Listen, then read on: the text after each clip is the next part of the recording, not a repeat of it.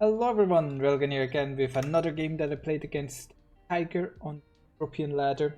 This game was played immediately after the last video that I uploaded. And in this game I'm going to go for a 12 pull. I built a drone at the start, but if you cancel the drone, you will have 3 larvae by the time you start the pull anyway. So you're not actually losing out on anything. So if you start the game then are like, actually I'm gonna 12 pull this guy, you can do that at any point. The 12 pull is a very popular opener for me.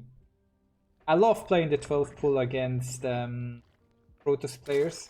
I always, like the first drone that I built after I built the pull is always sent across the map. I drone up to 14 supply, then I build an overlord, then I try to get something done with my drone here. Maybe a proxy hatchery if I can. Not actually sure if I'm able to land one in this game. I think, yeah, here I'm throwing down a proxy hatchery. Actually, the proxy hatchery accomplishes absolutely nothing and I end up way behind. This is like the worst case scenario. So I have 2 lings chasing down that probe, 4 lings rushing on across the map, and my Protoss opponent has a full wall and the Nexus first. This Nexus is like halfway done before I even start mine. So this is a horrible situation. What do we do, right? What do we do? So what advantage do I have? Well, the Protoss does not have the cyber core, so he can't really attack me. He did build a forge and a cannon, but that's a lot of money as well, right? He couldn't afford continuous probe production, but now we can of course chrono boost out the probes, and you can already tell there's going to be something sleazy going on in this game. This guy actually just puts his entire tech in his natural. There's no pylon in the main base. But not sure. I think I see like the Twilight Council and I see the robots. I'm like, wait. Then he puts the Dark Shrine at the very front. And then builds a pylon in his main base. So I go and check and I'm like, wait, what? Dark Shrine, Robo, Twilight Council? Okay, well, I know what I'm about to do, right? So in this game, we're dealing with the good old Dark Shrine, the good old War Prism DT attack. So what do? We throw down a Roach Foreign, start mining gas, immediately throw down 2 gases. 4 crawlers, around 4 minutes 30-ish is when you want to start your spores. Then you get your queens out and about to try and shut down the War Prism. I'm using all 5 queens right now.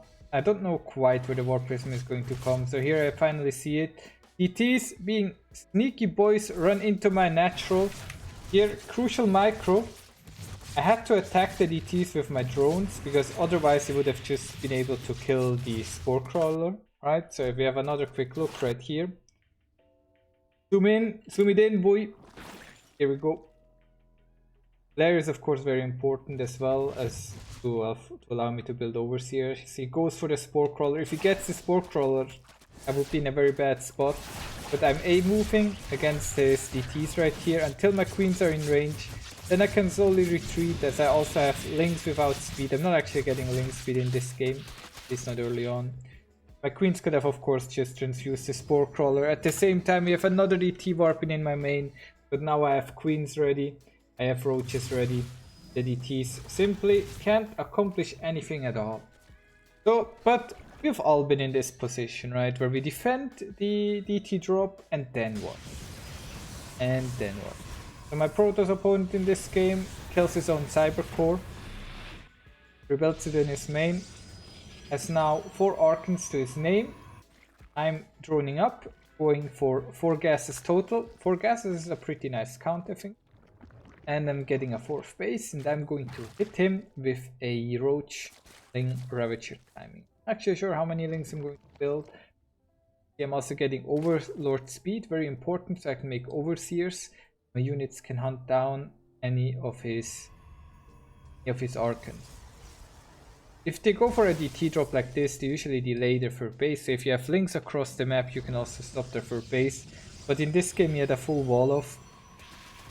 I wasn't really scared about him taking a third base. He actually goes for an attack.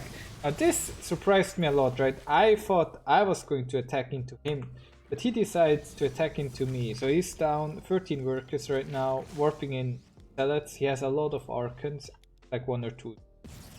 Second Immortal is actually just a little bit behind. I'm hiding a little bit. I don't want to give his Zealots and Archons a lot of surface area. This Evolution Chamber actually helps me a little bit, because I can use it to kite. But I have a lot of units here, and I thought, look, I shot down your DT so hard. I made nothing but units. There's simply no way you're going to get even close to killing me in this. Like, this game is mine to win. It actually got a little bit close, and I have to start focus firing his Archons right here with my Roaches and Ravagers. That's why this Zealot over here was surviving and dealing a lot of damage for quite some time. But I'm eventually able to push through, and once his Archons are dead, my Lings also are able to put in a lot more work. He has the +1 ground weapon upgrade done. I wanted to start the +1 missile upgrade, but I delayed it a little bit because I saw a strong push out. And as he loses his War Prism, he pretty much loses all hopes he has in this game as well. As this was a 2-base all-in, I'm moving probes to his 3rd base. But there is simply no way for him to get out any amount, any semblance of an army. I'm on 4 bases, turning out Ravagers, Lings. Very popular when I push out. I start producing Massling at home. Then I attack, then I turn my Roaches into Ravagers to use up all the gas.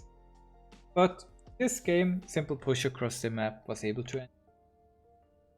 But as you saw, after that failed DT, still had a lot of Archons. Archons mixed with Torchlight, Portal back. Oh, you always have to be careful against pro. Even if you get an early lead, the game is not over.